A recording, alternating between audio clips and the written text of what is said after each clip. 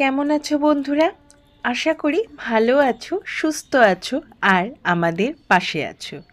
আমি তোমাদের বন্ধু রিয়া চলে এসেছি আজকে নতুন একটি ভ্লগ নিয়ে। গুড মর্নিং বন্ধুরা, এক্সপ্লোর দ্য লাইফ ইটিএল এর নতুন একটি পর্বে তোমাদের সবাইকে স্বাগত জানাই। এখন বাজে রাত্রি 2টো। কতটা কুয়াশার মধ্যে আমরা চলে এলাম শিলিগুড়িতে সেটা তো তোমাদের দেখিয়েই দিলাম। শিলিগুড়ি থেকে আমরা ধরবো শতাব্দী সকালবেলায় ভোর 5:30টায়, তাই দেরি না করে ঝটপট চলে এসেছি। কারণ তো তোমরা জানোই কুয়াশা এত, আরও দেরি করলে আমরা আরও বিপদে পড়তাম, তাই তাড়াতাড়ি চলে এসেছি। এখন বাজে রাত্রি 2টো। এবার আমরা কিন্তু স্টেশনে ওয়েট করব। কোথায় ওয়েট করব, কি করছি, প্রত্যেকটা মুহূর্ত ভাগ করে নেব তোমাদের সাথে। আর সকালবেলায় শতাব্দী সফরও আছে তোমাদেরই জন্য, তাই ভ্লগটা একদম স্কিপ করো না, সঙ্গে থাকো, পাশে থাকো, এক্সপ্লোর করতে থাকো। এখন বাজে প্রায় রাত্রি 2:15, কিন্তু মানুষজনের বিরাম নেই। ঘুরতে যাওয়ার টান এমনই টান। এখান থেকেই কিন্তু ছাড়া হয় আমাদের টয় ট্রেন দার্জিলিং যাওয়ার জন্য। স্টেশনটা তোমাদেরকে অনেক ভ্লগেই দূর থেকে দেখিয়েছি, কিন্তু আজকে সময় থাকাতে চলে এলাম একদম সামনে। দেখতে পাচ্ছ? যদিও আমি কোনোদিন টয় ট্রেনে চড়িনি, তোমরা যারা যারা টয় ট্রেনে চড়েছো তারা কিন্তু আমাকে কমেন্টে করে জানিও এক্সপিরিয়েন্সটা কেমন ছিল।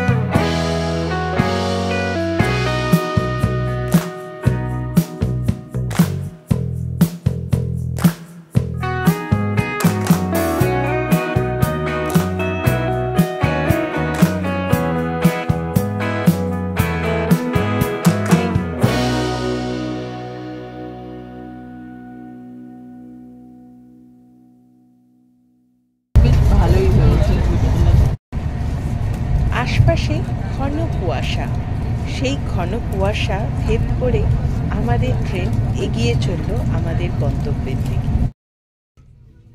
দেখতে দেখতে টিটি দাদাও হাজির আমাদের সামনে। টিকিট এবার মিলিয়ে নেওয়ার পালা। এখন বাজে 7:30। পারসই জংশন পেয়ে গেছে।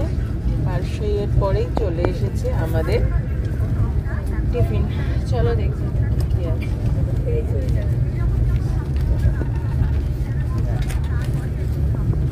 দুটো পাউরুটি, একটা জুস, একটা বাটার, আর রয়েছে অমলেট।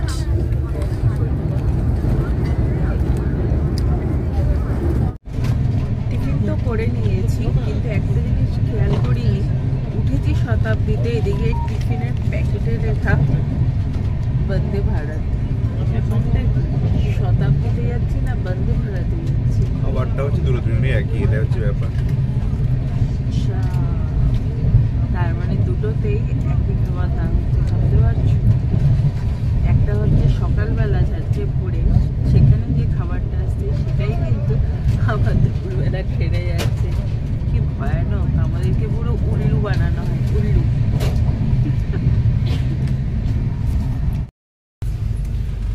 শতাব্দীতে চললাম, কিন্তু শতাব্দীতে খুব একটা ভালো লাগলো না।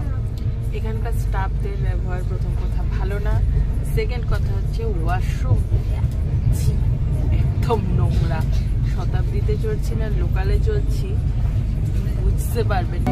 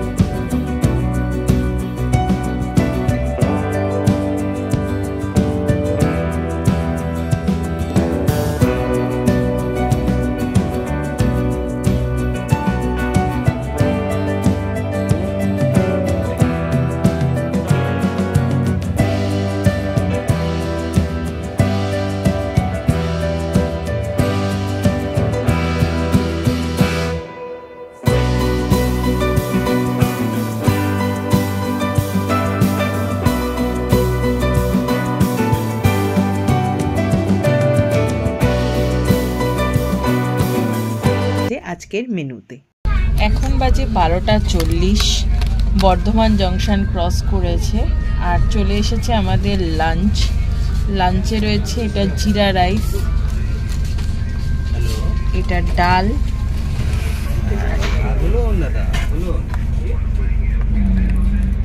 এটা ডাল,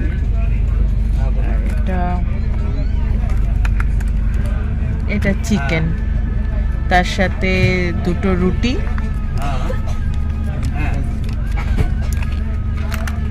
আলু ভাজা, টক দই, আর তার সাথে আচার। আমাদের যাত্রা প্রায় শেষের পথে। সেই সময় এসে আমি এই জানলার ধারে সিটটা পেয়েছি। তো শতাব্দীর যে এত বেহাল অবস্থা জানা ছিল না, কারণ আমি প্রথমবার সফর করছি শতাব্দীতে। রান্নাও অতি জঘন্য, আর কোয়ালিটির কথা তো আর বলে লাভ নেই, সেটাও স্বল্প পরিমাণেই দিয়েছে। কিন্তু লাস্টে একটা আইসক্রিম দিয়েছে, এটাই খাও না। তাও আমার এই কাশিতে এটা খাওয়ার পর কি হবে কে জানে। না, বাঙালি বাড়িতে গঙ্গা জল কিন্তু থাকতেই হবে, এটা কিন্তু মাস্ট। কিন্তু আমার বাড়িতে গঙ্গা জল প্রায় বাড়ন্ত হয়ে গেছিল। তাই যখন হাওড়ায় এসেছি ঠিক করলাম যে কিছুটা গঙ্গা জল নিয়ে যাব বাড়িতে। তাই অগত্যা চলে এলাম ফেরিঘাটে। এখান থেকে ফেরি ধরে চলে যাব বাবুঘাটে, সেখান থেকে জল নিয়ে তারপর রওনা দেব নিজের গন্তব্যে। কলকাতায় তো চলে এসেছি, হাওড়াতে নেমে গেছি ট্রেন থেকে, আর ওখানে আর বেশি ভিডিও না করে ঝটপট চলে এসেছি ফেরিঘাটে। আমরা চলে যাব এখন বাবুঘাটে, কারণ ওখান থেকে একটু গঙ্গা জল নেওয়ার আছে, নিয়ে সোজা চলে যাব বাড়িতে। কারণ ভীষণ টায়ার্ড, কালকে রাত থেকে জার্নি শুরু হয়েছে, এখনো অবধি চলছে। তোমাদের কেমন লাগলো আমাদের এই জার্নি জানাতে ভুলো না। ভালো লাগলে অবশ্যই লাইক, কমেন্ট, শেয়ার করো, আর সঙ্গে থাকো, পাশে থাকো, বেল বাটন প্রেস করে দাও পরবর্তী ব্লগের নোটিফিকেশন ঝটপট পাওয়ার জন্য। আজ তবে এই পর্যন্ত, দেখা হচ্ছে পরবর্তী ব্লগে।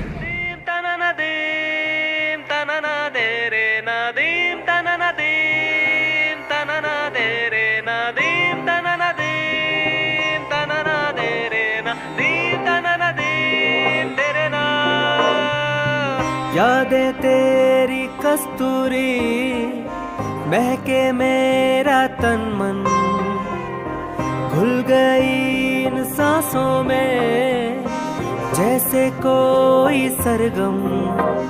तुझे है ढूंढता यहाँ वहाँ, तू ना मिले तो फिर इन यादों में खो जाने दे, खो जाने दे, खो जाने दे, खो जाने दे, खो जाने दे।